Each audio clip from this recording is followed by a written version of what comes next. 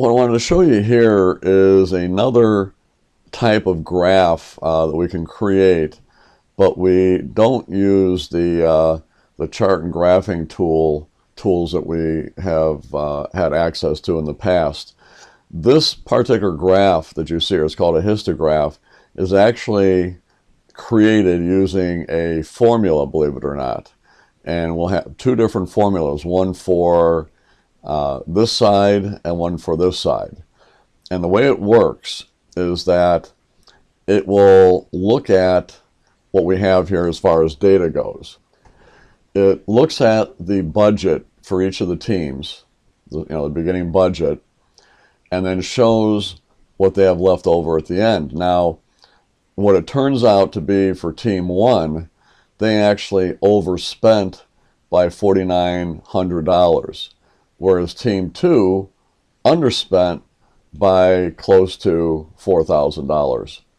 So what happens is, for those situations where this number is a negative, it will go on to this side here on the over budget side and put a square in for each 1,000 that we have. So this is close to 5,000, so we'll get 5 little squares on the over.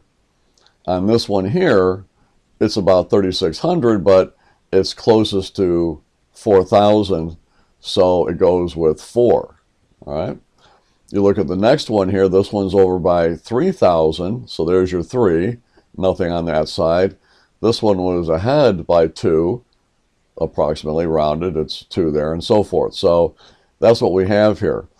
It's not the most interesting type of graph that we have, but it's just a little bit different from what you've seen.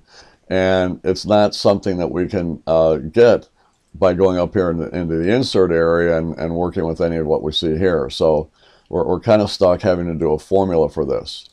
All right. So I'm going to go ahead and get rid of what we have there.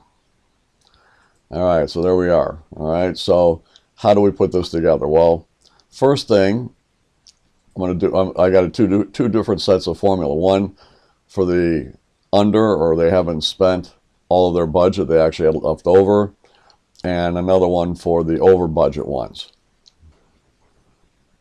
So I click on a K3 here, the beginning one, and I'm going to go ahead and type in the formula. Look how fast I typed it in there. Unbelievable. I'm such a speedy typist here. But I just figured I'd do this to save some time here.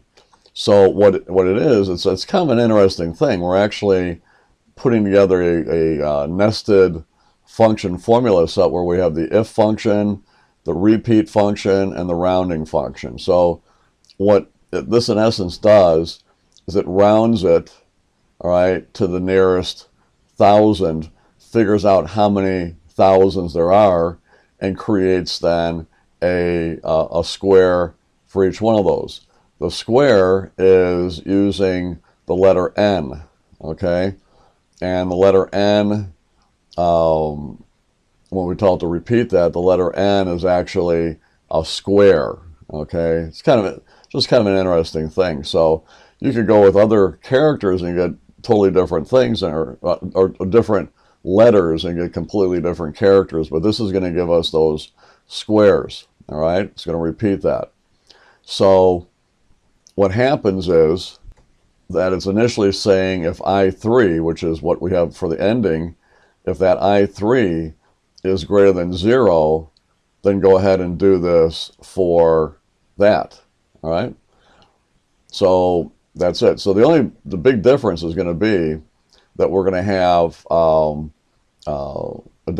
other, we're going to have a less than symbol to do the other one on this side here. So anyway, so you put that in there, all right? Now you're sitting there saying, well, nothing went in there. Well, that's because for this first one, they're not under, they're over budget. It'll come alive when we put the formula in there. But what we'll do also is we'll take this and we'll copy it all the way down, and there we go.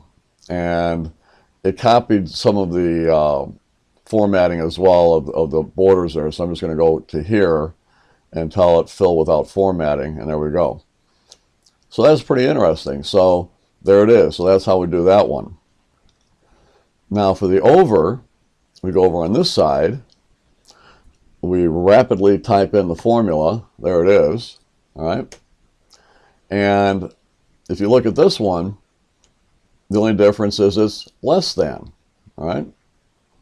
And you've got a negative round in this case. So it's, I think on this one too, we had a negative round as well. No, that's a positive one. So we got the negative rounding on this one, but very, very similar formula, just, you know, less than symbol and a negative here, but everything else is pretty much the same. So that's pretty cool. And then we can take that, copy that down. And there we go. Looks good. And if you want to maybe just kind of put the background as green as well, we can kind of highlight that and go back into our home, go to our drop down for the fill, find a light green, do that one for that one, then go to this one here, get the drop down and get like a light orange, and there we go. Looks good. Another little thing to keep in mind is that on this side, the bars are coming out from the right and coming, or from the right going out to the left, and we've got it right aligned, see? On this side here, it's the opposite, so it's aligned on the right, on the left, I'm sorry, and it goes out to the right. So that's the other little thing there, but other than that, it's pretty cool. So if I go back in and I say, okay, well, let's say that their budget was actually, I don't know, 18,000. We made a mistake. So we change that to 18,000. Now watch, over in column I where it says 4,900 negative goes 1,100 positive. So now it switches from being here now to being the under budget. In other words, we haven't spent all the money for team one at least, right? All right, so very good. So again, it's a little bit of work, but it's just a different type of graph, one that you are not going to be able to get from our list of graph and chart types there. So pretty much this is the way to go. So hopefully you can use it. Hope you enjoyed the video. Take care.